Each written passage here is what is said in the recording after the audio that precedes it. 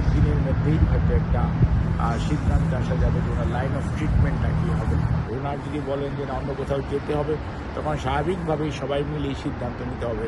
সর্বোচ্চ ভালো চিকিৎসা ওনাকে দেওয়ার জন্য ওনারাও চেষ্টা করছেন, আমরাও যেমন দেশে চেষ্টা করেছি।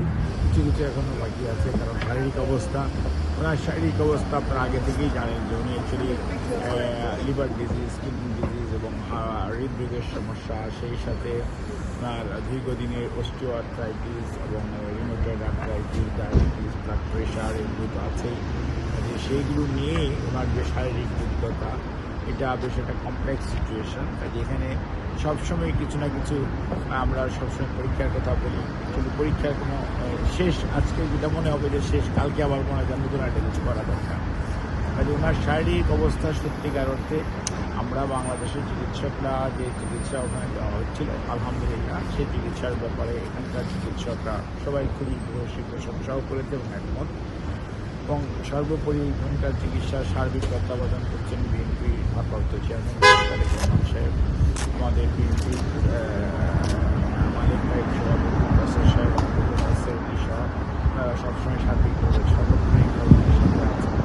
আর আমাদের যে মেডিকেল টিম, ওনারাও সর্বোপরিভাবে আমাদের এখানকার যে মেডিকেল বোর্ডের যে প্রায় 8 জন চিকিৎসক আছেন, তাদের সবার সাথেই আমাদের চিকিৎসকদের সংযোগ আছে এবং তারা টাইম টু টাইম আমাদেরকে ব্রিফ করেন। এবং এখানে নোয়াখালী মেডিকেল টিমের মধ্যে মামুন উপস্থিত আছেন, ওনারা এখানে আজকে নাই। আমরা আশা করছি যে খুব সহসাই এখানকার মেডিকেল বোর্ড সার্বিক পরীক্ষা নিরীক্ষার পরবর্তীতে একটি আমাদেরকে বা ওনার পরিবারের সদস্যদেরকে ব্যবস্থায় ওনার পরবর্তী চিকিৎসা কী ধরনের হবে, কোথায় করা যাবে এবং সেই চিকিৎসার জন্য কী পদ্ধতি অনুসরণ করা হবে।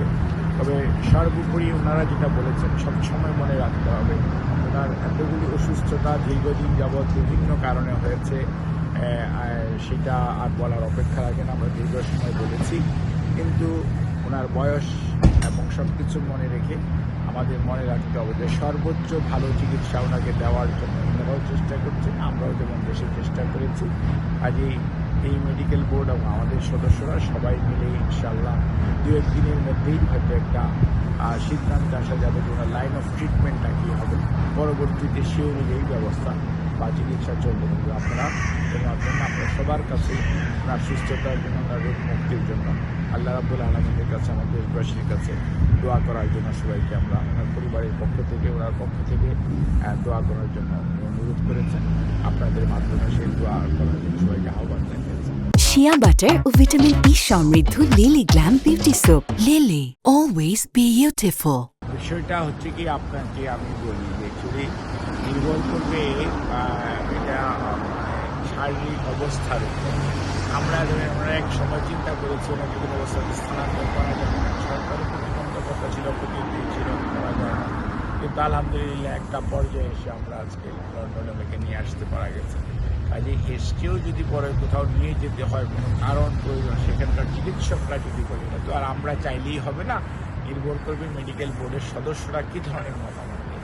ওনারা যদি মতামত বলেন যে না, it is possible, year is all right. ওনার যদি বলেন যে না অন্য কোথাও যেতে হবে, তখন স্বাভাবিকভাবেই সবাই মিলে এই সিদ্ধান্ত নিতে হবে যে খালি যেতে বললেই তো হবে না, ওনাকে ট্রান্সফার করা যাবে কিনা, নেওয়া যাবে কিনা, শারীরিক সুস্থতা কতটুকু আছে, অনেক কিছু বিবেচনায় নেওয়া।